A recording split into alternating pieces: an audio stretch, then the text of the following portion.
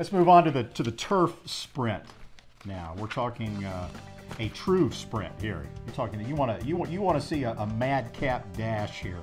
5 furlongs on the turf. Last year and the year before, it was run in its first 2 runnings, I guess, at Santa Anita at the Oak Tree meeting. 6.5. 6.5 down the hill, which is an entirely different animal than 5 furlongs on the turf. Now, if you look at the field there, the 14 that were pre-entered, Kinsale King on the list there, 4th from the bottom, is expected to run on dirt in the sprint, the race we just talked about. He's an interesting story. We didn't get a chance to talk about him.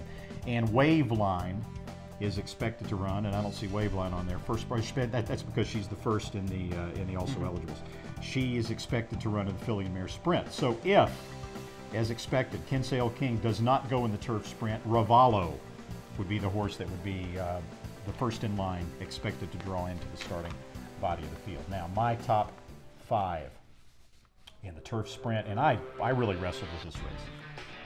But Silver Timber, in any way I cut it, any way I went back and looked at it, head-to-head competition, figs, running style, which I don't mind a horse that comes from off the pace in a race at 5 furlongs on the turf, because number 1, turf tends to favor horses that come from off the pace generally, and number 2, the pace is going to be so severely fast in these 5 furlong sprints that off the pace horses have a chance even though the distance is short. Grand Adventure, I liked his race in Canada. I think it's a pretty hard knocking horse. Chamberlain Bridge, the old pro, the 6-year-old gelding. He'll be flying at the end. Central City Speed, quick enough, some speed. That's my top 5. And so many horses in here come out of one race. Yeah, the Woodford Stakes from Keeneland, and why don't we take a look at it here?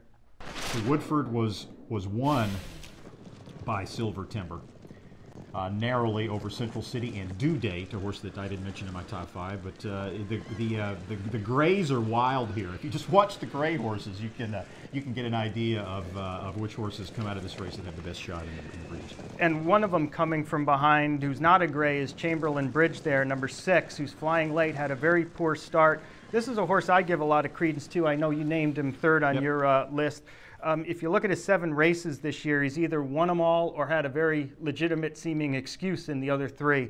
And he's 3 for 4 at Churchill Downs. He shows up every time, and that's one thing I like about a turf sprinter. I also feel that even by 5 furlong turf sprint standards, there is a lot of pace in this race, which would only perhaps help Chamberlain Bridge. Now, California Flag won this race a year ago down the hill at Santa Anita. What bothers me about California Flag is his last race at Keeneland. I know it bothered Brian Coroner, the trainer. He said he was depressed watching the race as California Flag retreated and actually finished last in the race you just saw in the Woodward with no excuse. I mean, that's really the big thing. The thing that bothered me about his race isn't the fact that he finished 11th by 17 lengths. Those things happen sometimes. You don't win every time. It was that he wasn't the usual California Flag, who even in the shorter races at California, even the 5 furlong ones at Del Mar, was always on the engine and on the muscle and going. And you could tell about a furlong into the Woodford that he just wasn't going to take over the early lead. He just didn't have the octane in the tank that time. And to me, where he wound up was kind of almost immaterial. He just didn't show that customary early foot that had in the past set himself apart from other turf sprinters. A coroner has been quoted as saying that he is banking on what some other horsemen have told him as an excuse for California Flag in the Woodford, and that is that a lot of horses seemingly don't particularly handle the sand-based turf course at Keeneland. And to be fair, when we were there to cover some of the races, especially the one that Rogue Romance won, you could see a lot of sand being kicked up. Now, I mean, he was on the lead, so he's not going to get any sand kicked up in his face, but maybe the footing, wasn't quite to his liking or whatever. To me, those kind of excuses, I usually draw a line through them. Randy, before we get to my under-the-radar horse, I want to ask you a question from Jim O online. That's Jim and then O, Jim O, period. Okay. Why don't you like or mention Rose Catherine? Okay, let's go to Rose Catherine. It's obviously, as you can tell by the name, it's the filly running against the boys, which doesn't bother me. Even a 3-year-old filly running against older males doesn't bother me, as long as she's good enough. I went back and looked at Rose Catherine's races, and number 1, I don't think she has met the caliber of competition that she's going to be seeing in here with your Silver Timbers and your Chamberlain Bridges and your Central Cities and horses like that. The water gets a little bit deeper in this field. And remember when we were talking about weight and making adjustments with the Beyer speed figures in terms of weight. Now you go back and you look at Rose Catherine, 97 Beyer speed figure in the race at Philadelphia Park. That's fine, that's competitive. Then you look at her weight, she carried 115 pounds. She carries 124 in the Breeders' Cup Turf Sprint. So that's 9 pounds, 4.5 points on the Beyer speed figure. Suddenly the 97 goes down to a 92 or a 93, which is not as competitive when you're looking at this race in terms of a Beyer speed figure standpoint. She does have speed, but as you pointed out, there is a whole lot of pace in here. She's 6 for 11. She's a nice filly, but I just would prefer to look elsewhere. Well, let's take a look at my under the radar. Oh, look, Rose Catherine, under the radar. Why didn't you tell me? I might have been a little more complimentary. Yeah. Go ahead. Yeah, I'm not sure I want to discuss the rest of the races with you after all that. No, Rose Catherine, all right, she's a filly. Yes, she carried 115. She's going to be picking up a few pounds. I would respectfully submit that at 5 furlongs, the step up in weight isn't going to be as deleterious as it would be at a race in a longer distance.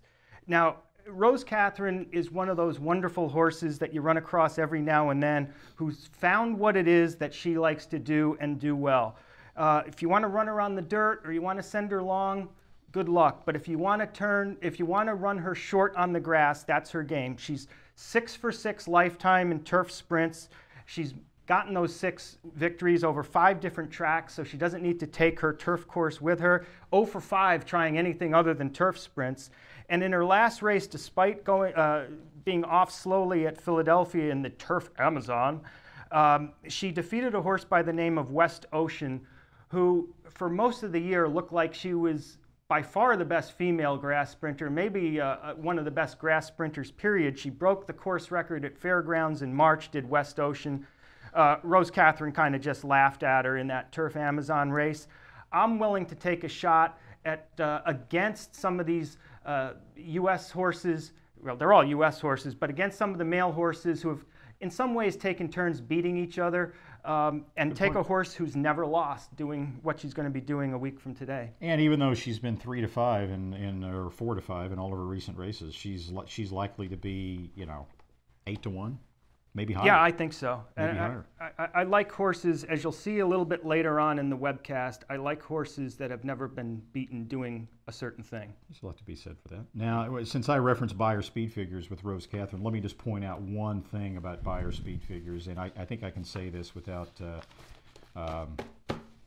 being negative toward Beyer speed figure. Obviously, I'm a huge Beyer speed figure guy, but of all the Beyer speed figures, turf sprints are the trickiest to do, simply because there just aren't enough samples typically on a normal racing day. I mean, you almost never see more than one turf sprint on a card, and so a lot of times it's reduced to projecting and guesswork when it comes to turf sprint figures, as opposed to main track figures when you can look at 7 or 8 races over the course of a day and can get a pretty good line where the track variance should be. Do the 2-turn turf races seem easier by comparison? Much easier by comparison, because you typically have, if the weather's good, you typically have 2 or 3, at least 2, and sometimes more in New York, turf races to go on to get a nice sample. So, all right, now.